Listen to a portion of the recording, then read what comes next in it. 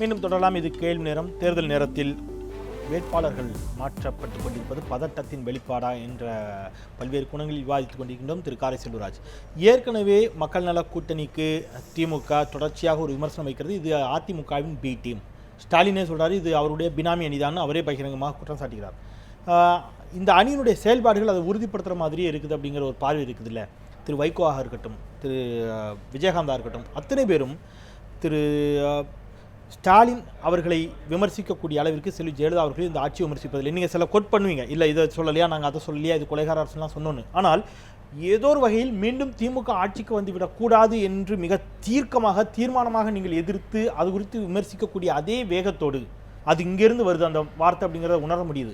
ஆனால் செல்வி ஜெயலலிதா அவர்களை அதுபோல் விமர்சிப்பதில்லை அப்படிங்கிற தொடர்ந்து விமர்சிட்டு இருக்காங்க. அது ஏன் இந்த கேள்வி வருதுன்னு எனக்கு புரியல. நீண்ட காலமாக இதை நம்ம விவாதம் பண்ணிட்டு இருக்கோம். பி டீம்ங்கிற விவாதமும் திமுகவை ஸ்டாலினை விமர்சிக்கிற அளவிற்கு ஜெயலலிதா அவர்களை விமர்சிப்பதில்லை. ஏன் வருதுன்னா களத்தில் இன்றைக்கு இருக்கக்கூடிய ஆட்சி அஇஅதிமுக ஆட்சி.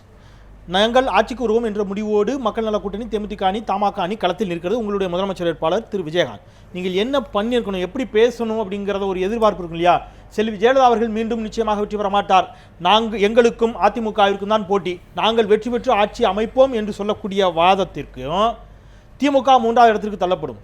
ஸ்டாலின் ஒருபொழுதும் முதலமைச்சர் ஆக முடியாது, திமுக மீண்டும் எழவே எழாது. இந்த வாதத்திற்கும் நிறைய வித்தியாசம் இருக்குல்ல? இல்ல, உண்மைதான். அப்படிதான் பண்ணிட்டு இருக்கோம். இப்போ அதிமுக எதிர்த்து தான் பிரச்சாரம் வந்துட்டு இருக்கு. நீங்க மக்கள் நல கூட்டணி கூட்டமைப்பாக இருந்து நடத்திய போராட்டங்களில் இருந்து இன்று வரையில் பிரச்சாரங்களில் அண்ணா திராவிட முன்னேற்ற கழகத்தினுடைய ஆட்சிக்கு எதிரான வலுவான கருத்துக்களை எடுத்து வைக்கிறோம்.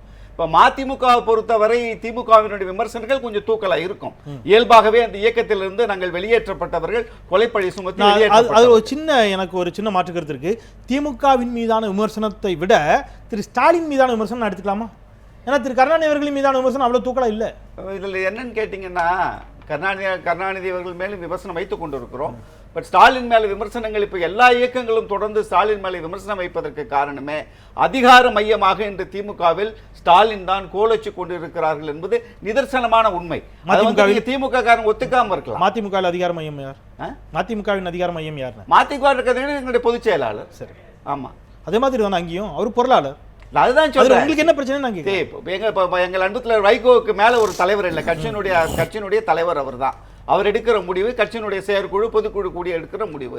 திமுகவை பொறுத்தவரை இன்று வரைக்கும் 6வது முறையாக முதலமைச்சர் பதவி ஏற்க போவர் கலைஞர் அவர்கள் தான் சொல்றோம். ஆனால் கடந்த ஒரு 2-3 ஆண்டுகளாக தொடர்ந்து இந்த தேர்தலை மையப்படுத்தி பாருங்களேன். இந்த தேர்தல் மையப்படுத்தி வருகிற திராவிட முன்னேற்ற கழகத்தினுடைய பிரச்சாரங்கள், செய்திகள் எல்லாமே பாத்தீங்கன்னா தெரிந்தோ தெரியாமல் நாம் உணர்ந்து கொள்ளுகிற அளவில் அதிகார மையமாக ஸ்டாலின் தான் கோலச்சு கொண்டிருக்கிறார். அந்த அதிகாரத்தை யாரிடமும் பங்கிட்டு கொடுக்க கூட அவர் தயாராக இல்லாமல் தான் பாத்தீங்கன்னா சகோதரர்களையே அண்ணன் வேலுச்சாமி அவர்கள் வார்த்தையை சொன்னாங்க.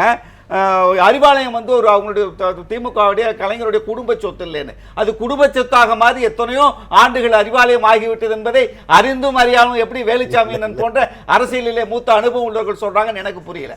சோ அதிகார மையமாக ஸ்டாலின் அவர்கள் திமுகவில் இருப்பதாக நாங்கள் உணர்கிறோம். கடந்த நாடாளுமன்ற தேர்தலில் ஆகட்டும், இப்பொழுது நடைபெற்றுக் கொண்டிருக்கக்கூடிய இந்த சட்டமன்ற தேர்தலுக்கான பிரச்சாரங்களில் ஆகட்டும், திரு விஜயகாந்தை விட மிக அதிகமாக களத்தில் மிக வீரியமாக வேகமாக செயல்பட்டு கொண்டிருப்பவர் உங்களுடைய அந்நியார், ரைட்? எனில் அங்கு அதிகார மையம் உங்களுடைய அந்நியார் தானே?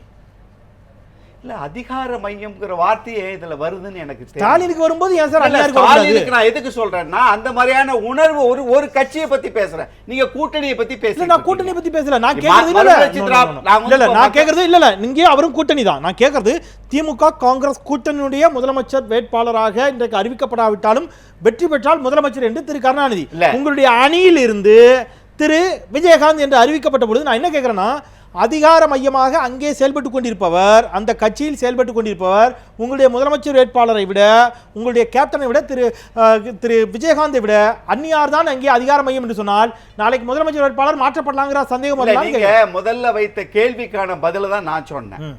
அண்ணா திராவிட முன்னேற்ற கழகத்துடைய பொதுச் செயலாளர் ஜெயலலிதா அவர்களை விட மு.க. ஸ்டாலின் அவர்களை பற்றியான விமர்சனங்களை அதிகம் பண்ணிட்டு இருக்கீங்க. உங்களுடைய அந்த கேள்விக்கு மட்டுமான என்னுடைய பதில் தான்.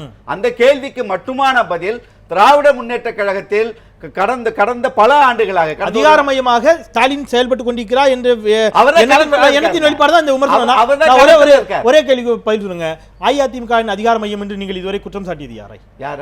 அஇஅதிமுகவினுடைய அதிகார மையம் என்று உங்களை போன்ற கட்சிகள் இதுவரை யாரை குற்றம் சாட்டியது? இல்ல அண்ணா திராவிட முன்னேற்ற கழகத்தோட நீங்க பேச்சே இல்ல, நீங்க அதை பேசணுங்கிறதே இல்ல. ஏன் அதான் கேக்குறாங்க, பி டீம்னு ஏன் பேச மாட்டேங்கிறீங்கன்னு கேக்குறாங்க. இல்ல என்ன பேசலங்கிறீங்க, அவர்களை கண்டியான விமர்சனங்களை. அதிமுகவினுடைய அதிகார மையம் என்று உங்களை போன்ற எதிர்க்கட்சிகள் யாரை குற்றம் சாட்டியது நான் கேக்குறேன்.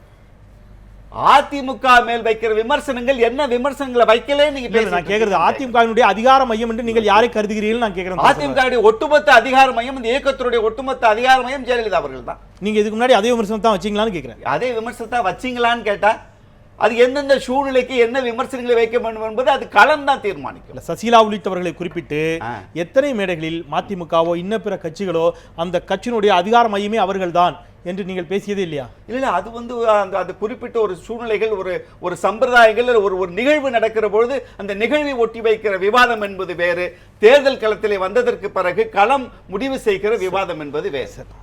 திரு பிரபுரதன், இது ஏதோ ஒரு இடத்துல நீங்க நேரடியாக போட்டியிடுவது என்பது எல்லா கட்சிகளுக்கும் சாத்தியமில்லை அப்படிங்கிற வாதத்தை ஏற்றுக்கொள்ள முடிகிறது. பெண்ணாகரத்தில் அதிகமான தொண்டர்கள் அங்கே போட்டியிட வேண்டும் என்று விரும்பினார்கள் என்ற வாதத்தையும் ஏற்றுக்கொள்ள முடிகிறது.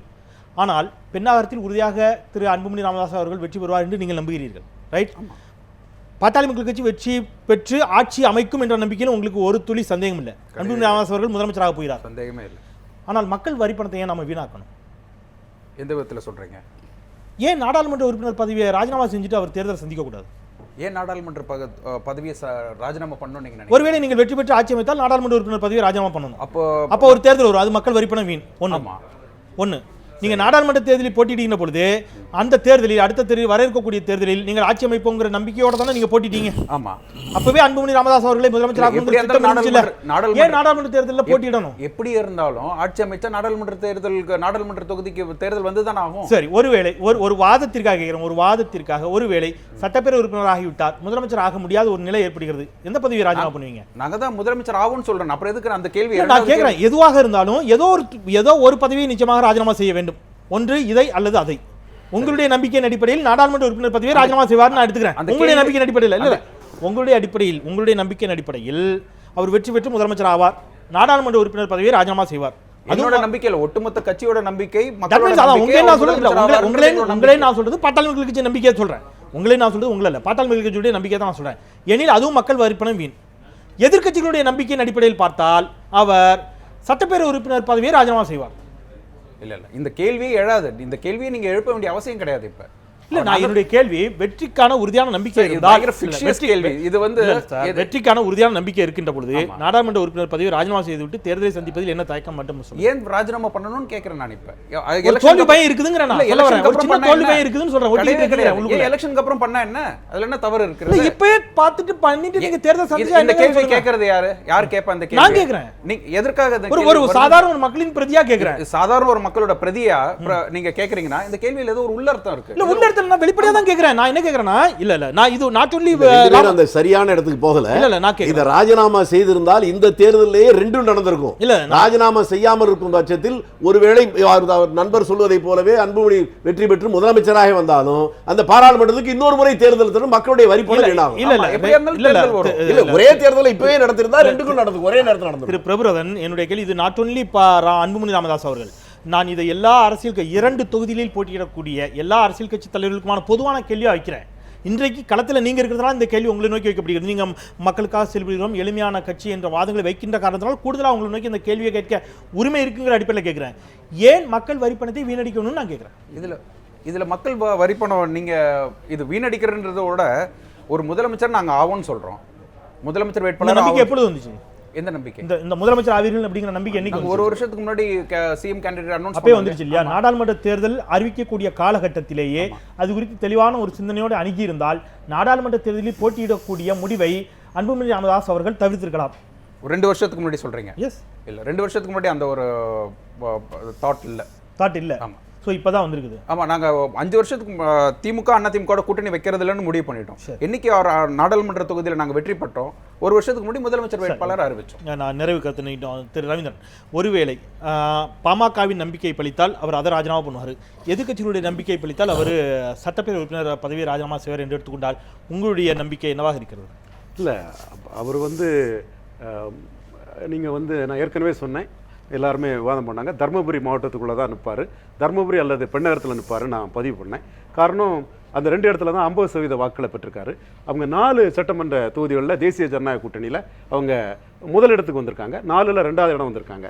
அந்த அடிப்படையில் பார்க்கும்போது நான் கடந்த காலத்தை வச்சு தான் பேசுகிறேன். அவர் ப்ரொஜெக்ட் பண்ணுறதை நான் மறுக்க வரல. அவர் சொன்ன மாதிரி நடக்குங்கிறது எல்லா கட்சிகளும் ப்ரொஜெக்ட் பண்ணுறாங்க, 4 பேர் ப்ரொஜெக்ட் பண்ணுறாங்க, அவர் ப்ரொஜெக்ட் பண்ணுறதையும் ஐ எம் நாட் டினையிங்.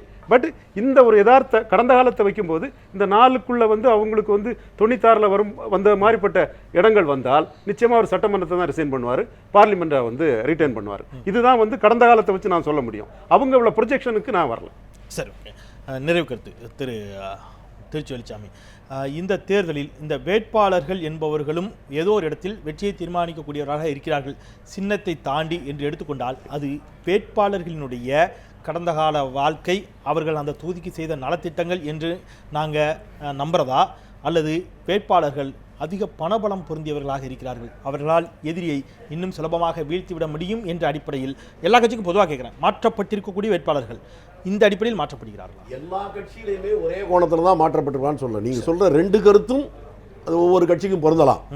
ஆனால் இந்த 6 முனை போட்டி என்று நான் துவக்கத்தில் சொன்னதை போலவே அப்படி வருகிற போது இந்த தேர்தலில் ஒவ்வொரு கட்சியும் நிறுத்தப்படுகின்ற வேட்பாளருடைய தகுதி கூட ஒரு அளவுக்கு பாதிப்பை மக்கள் மத்தியிலே, வாக்காளர் மத்தியிலே உருவாக்கும் என்கின்ற அச்சம் கலந்த ஒரு பயம், அந்த எண்ணம் எல்லா தலைமைக்கும் வந்திருக்கு. அதனால இவரை விட இவரை போட்டால் இன்னும் கொஞ்சம் மக்கள் ஆதரவு வரமா என்று நினைப்பதிலே தவறில்லை.